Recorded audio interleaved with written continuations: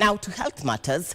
Even though some women who have fibroids may not symptoms, it can have debilitating effects for those who experience it.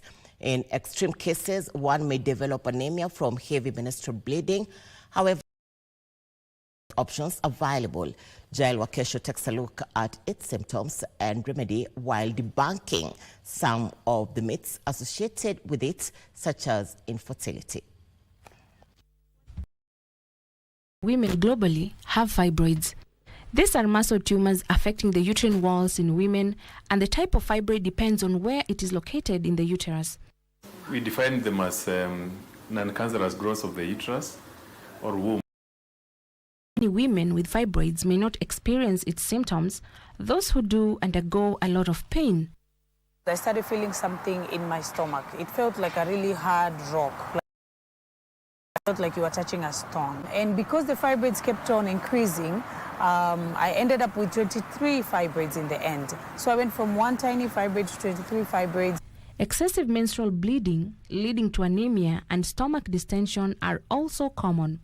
While the exact cause of uterine fibroids is still unknown, it is said and partly attributed to hormone levels, obesity, and eating red meat. They are more common in they have a racial link, so they're more common in black women than in Caucasian. So sort of run in families. When they're symptomatic now, you sort of pick the history.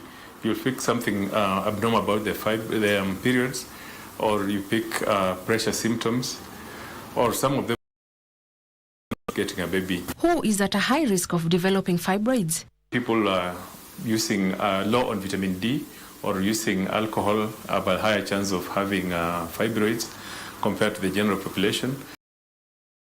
Low risk in people who consume fruit and veg and dietary products. But these are really associations rather than causal cause and effect. So a lot of women live with fibroids and we don't even get to know about them. But when they're symptomatic now, you sort of pick the history. And do all types of fibroids cause infertility or affect pregnancy? If you find a woman who's conceived and she has a fibroid, you leave them well alone. Delivery, they can deliver normally.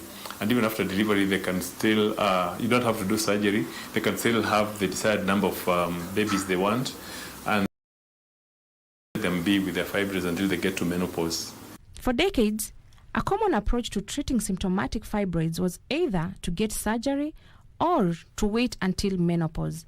But recently, minimal invasive options are increasingly being offered as they have advanced on their technological journey from being new and unusual to practice. If a patient is actually comfortable after the treatment of symptoms, you can leave them well alone. If they are not getting anywhere, then remove them. And when you've taken them out, there's always a possibility of them regrowing because they are usually at different levels of development. There'll be the ones who are there will be some which are smaller. But what you know is that they keep responding to the female hormones, estrogen and progesterone. So over time, if you discover some are growing back again, but usually it's very unusual for someone to have a repeat operation for the same fibroids. For Fatma, but the first thing was I had to switch to a diet that was completely healthy. And by that I mean majority plant-based in the sense that I eat a lot of greens, vegetables, a lot of fruit, meaning foods that are more fresh. Whereas fibroids may reoccur even after treatment, the woman lives, advanced medical practices have given women hope for a better future and living life to the fullest. I am Jael Wakesho.